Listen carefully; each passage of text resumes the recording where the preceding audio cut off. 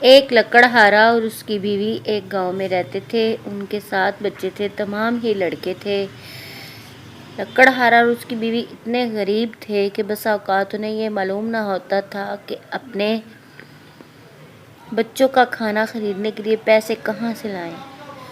بچے تیزی سے بڑے ہو رہے تھے کہ انہیں ہر وقت بھوک لگی رہتی تھی۔ البتہ سب سے چھوٹا بیٹا والدین کے لیے سب سے زیادہ پریشانی کا باعث بنا ہوا تھا۔ یہ سچ ہے کہ وہ زیادہ کھانا نہیں کھاتا تھا، بلکہ اس کی وجہ یہ تھی کہ وہ بہت ہی چھوٹا تھا۔ اصل میں وہ پیدا ہوا تھا تو اس کی جسامت صرف ایک کالی مرچ کے برابر تھی۔ اسی وجہ سے اس کا نام مرچو رکھا گیا تھا۔ ایک دفعہ ایسا ہوا کہ کئی مہینوں تک بارشیں نہ ہوئیں۔ سارے علاقے میں قحط پھیل گیا اور جلد ہی لکڑہارے کے پاس کچھ نہ بچا کہ وہ اپنے کنبے کو دے سکے۔ جمع پونجی خرچ ہو گئی اور کھانے کے لیے کوئی چیز بھی نہ بچی۔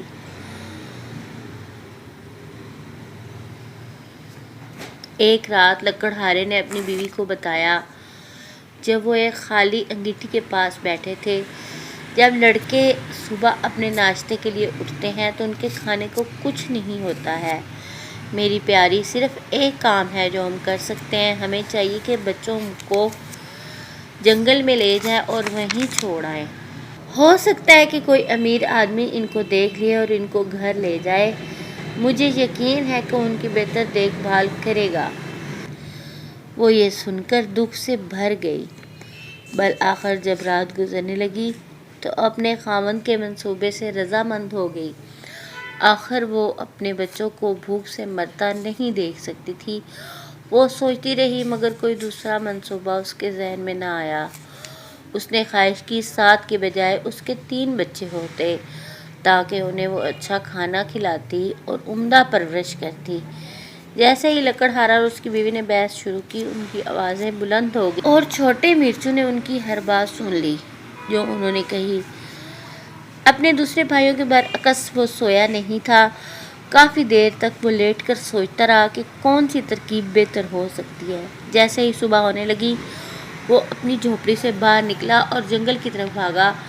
وہاں اس نے اپنی جیبیں چھوٹے چھوٹے سفید پتھروں سے بھر لیں۔ پھر وہ گھر کی طرف واپس آیا اور دوبارہ خاموشی سے بستر میں لیٹ گیا۔ جب اس کی ماں نے اسے بلایا تو اس نے یہ ظاہر کیا کہ جیسے وہ گہری نیند سو رہا ہے۔ ہم سب جنگل جا رہے ہیں، اس کی ماں نے لڑکوں کو بتایا۔ ان سب کو آگ جلانے والی لکڑیاں اکٹھی کرنے کے لیے آپ کی مدد کرنی چاہیے کیونکہ کھانا پکانے کے لیے کوئی رقم نہیں بچی۔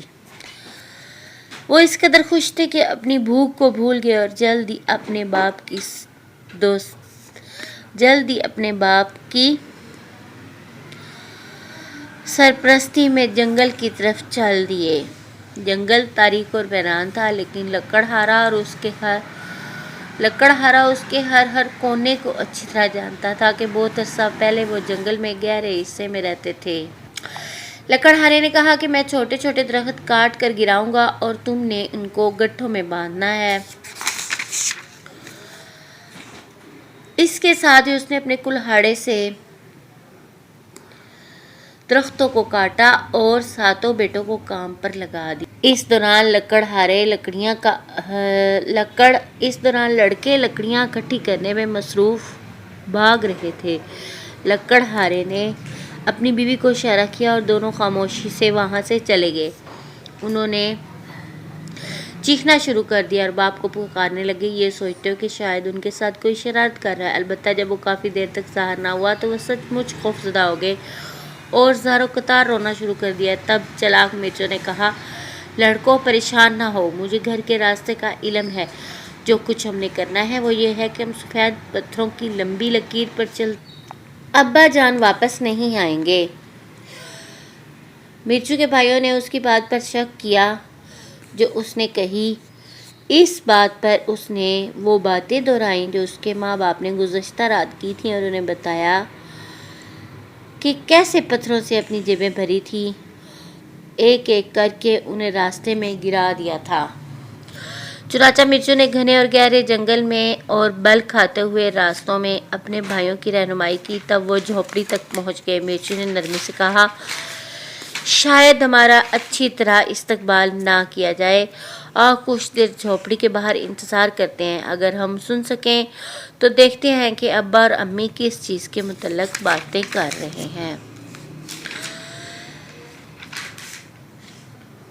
جب لکڑہارا اور اس کی بیوی جلدی جلدی گھر پہنچے تو چاندی کے 10 سکے ان کے لیے پڑے ہوئے تھے. یہ قرض کی ادائیگی تھی جسے وہ کافی عرصے بھول چکے تھے. اس ساری رقم دیکھتے ہی لکڑہارا کی بیوی نے رونا شروع کر دیا. لیکن جب اسے یاد آیا کہ اب اپنے لڑکوں کو کبھی نہیں دیکھ سکے گی تو اس کی ساری خوشی غائب ہو گئی اور اس نے سسکیاں بھرنی شروع کر دیں. اس نے سوچا کہ اب یہ رقم اس کے کس کام کی تھی. میرے بیٹو، میرے پیارے ننھے بیٹو، اس نے افسوسناک لہجے میں کہا، تم کو گھر صحیح سلامت واپس لانے کے لیے میں کچھ نہ کر سکی. شاید اب تک تو انہیں بھیڑیوں نے کھا لیا ہو.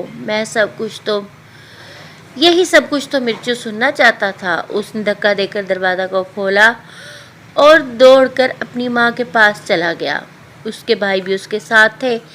ماں مت روئیں، ہم سب یہاں ہیں، سب بخیر و عافیت سے ہیں.